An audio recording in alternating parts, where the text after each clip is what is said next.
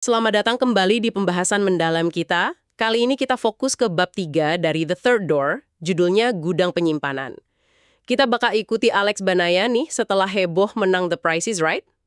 Betul, euforianya lewat, terus, realita datang. Kita lihat gimana dia mulai bangun fondasi buat misinya yang, ambisius banget itu. Sumber kita jelas ya dari bukunya langsung. Momen-momen kunci transisi dia dari mahasiswa kedokteran jadi pengejar mimpi. Dan fokus kita kali ini, gimana dia menciptakan ruang, bukan cuma fisik ya, tapi juga mental, buat memulai petualangannya itu. Padahal konflik internalnya banyak, harapan keluarga juga besar. Mari kita kupas. Oke, mulai dari setelah menang. Dia jual kapalnya dapat $16.000. Buat mahasiswa itu gede banget ya. Gede banget. Sampai traktir teman-temannya makan enak, buah komolenya aja gratis. Sempat ngerasa kaya raya gitu. Kayak di puncak dunia, sesaat. Iya, sesaat. Tapi menariknya pas balik kuliah kedokteran lagi, rasanya langsung beda. Kelasnya jadi, membosankan dibanding mimpinya mau belajar dari Bill Gates. Justru kemenangannya itu malah bikin kontrasnya makin jelas gitu ya, antara jalan yang aman sama mimpinya dia. Persis. Uang hasil menang itu ternyata bukan jawaban akhir, malah jadi pemicu kegelisahan baru kayaknya. Terus ada momen krusial sama penasihat akademiknya kan, disuruh ambil kelas kimia musim panas, biar tetap di jalur pra-kedokteran. Nah, itu dia. Padahal dia udah rencana mau pakai musim panas itu buat mulai misinya wawancara orang-orang sukses. Jadi bener-bener di persimpangan jalan. Pilihannya jadi jelas banget, ikut jalur aman atau ya udah nekat kejar misi. Dan dia pilih yang kedua, pindah jurusan dari kedokteran ke bisnis.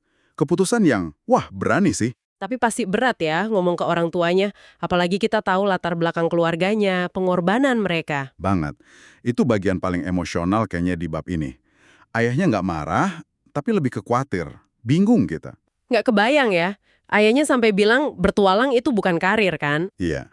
Itu nunjukin ketakutan orang tua yang wajar sih. Mereka pengen anaknya punya masa depan yang pasti, aman. Sedangkan ini, nggak jelas mau jadi apa. Di tengah tekanan itu, ada janji sama neneknya. Janji Jone man. Iya, sumpah demi nyawa.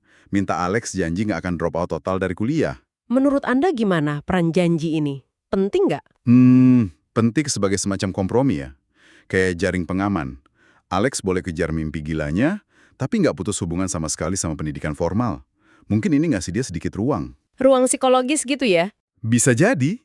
Biar nggak terlalu merasa lepas sendirian. Ada pegangan, meskipun kecil. Oke, terus musim panas tiba, dia pulang.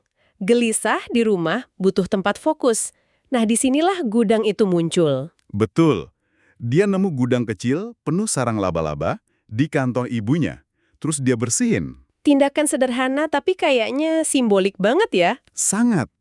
Membersihkan gudang itu kan kayak metafora membersihkan pikirannya juga. Buang keraguan, ciptakan ruang bersih buat fokus ke misi. Gudang itu jadi markasnya dia. Dia tata buku-buku inspiratif di sana. Ada cerita soal buku Tony Hsieh, Delivering Happiness, yang ditaruh khusus. Kenapa buku itu? Buku itu jadi semacam pengingat keberanian. Tony Hsieh kan juga ambil lompatan besar sama Zappos. Baca kisahnya ngasih Alex kekuatan pas dia lagi down setelah pindah jurusan itu. Jadi buku itu kayak jimat gitulah. Ditaruh di rak paling atas. Punya markas, semangat mulai ada lagi. Tapi dia sadar, misinya masih kabur. Siapa sih orang paling sukses yang mau dia wawancara? Nah, ini langkah berikutnya. Dia kumpulin teman-temannya di gudang itu. Corwin, Ryan, Andre, Brandon. Buat brainstorming. Gudang yang tadinya kosong jadi tempat lahirnya strategi. Iya, tapi ini juga nunjukin tantangan baru. Gimana caranya mulai sesuatu dari nol? Tanpa ada guru atau bos yang ngasih arahan jelas. Dia terbiasa sama sistem sekolah yang terstruktur ya kan, ada silabus, ada tugas, sekarang harus bikin kurikulum sendiri. Dan dia ngakuin, rasa takut akan ketidakpastian itu bagian paling beratnya. Bener banget. Itu inti dari banyak perjalanan kayak gini sih, menghadapi halaman kosong. Tapi mengakui rasa takut itu dan tetap jalan, itu kuncinya. Gudang itu mungkin jadi tempat aman buat dia mulai menghadapi ketidakpastian itu. Jadi, pelajaran dari gudang ini benar-benar lebih dalam dari sekedar tempat kerja fisik ya? Jauh lebih dalam. Ini soal gimana kita secara sadar menciptakan ruang. Ruang dalam hidup kita, untuk ide besar kita, untuk misi pribadi kita.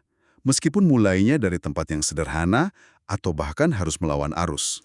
Pertanyaan reflektif buat kita semua mungkin ya? Tepat. Pertanyaannya untuk Anda yang dengar. Di mana gudang penyimpanan metaforis Anda?